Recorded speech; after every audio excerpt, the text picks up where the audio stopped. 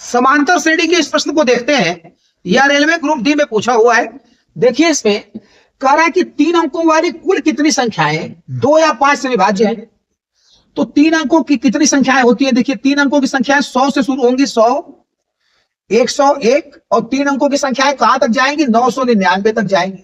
ये 3 अंकों की कुल संख्याएं होती है 100 से लेकर 999 तक। सूत्र देखिए क्या होगा, n बराबर l minus a upon d plus 1।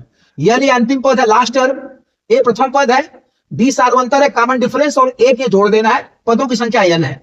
तो 2 से कटने वाली संख्याएं कैसे निकालेंगे? तो 2 से कटने वाली संख्याओं की अंतिम संख्या क्या है?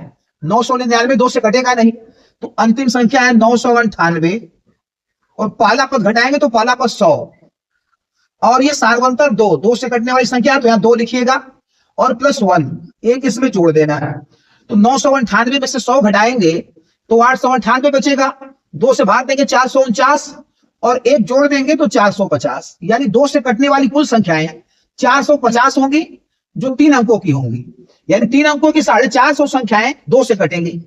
अब देखिए 5 से कटने वाली संख्या जब निकालेंगे तो अंतिम पद क्या होगा? इसका लास्ट टर्म या 999 नहीं कटेगा 5 से, तो अंतिम पद होगा 995, और पहला पद तो 100 है ही।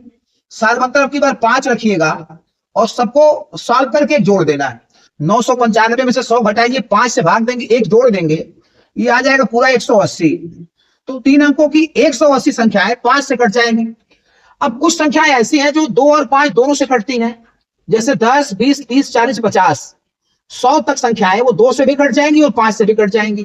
तो वो संख्याएं 2 वाले में भी है और 5 वाले में भी है। एक बार उनको घटाना पड़ेगा।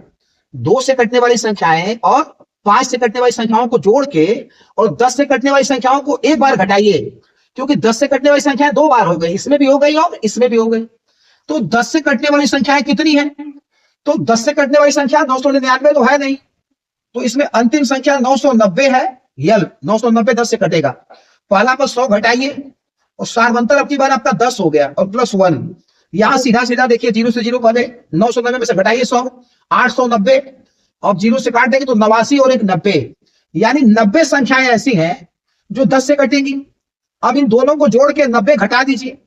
इन दोनों को जब जोड़ेंगे 450 और 180 और 90 घटाइए, तो पहले 90 घटा लीजिए। 180 में से 90 घटा देंगे तो कितना बचेगा? 90।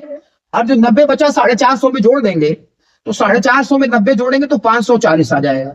फिर से देखिए इन दोनों को जोड़ के 90 घटाना है, तो 180 में से पहले 90 घटाइए, 90, 450 में 90 जोड़िए 540। तो 540 संख्या 3 अंकों की ऐसी है जो 2 या 5 से विभाज्य है। चौथा वाला ऑप्शन सही है।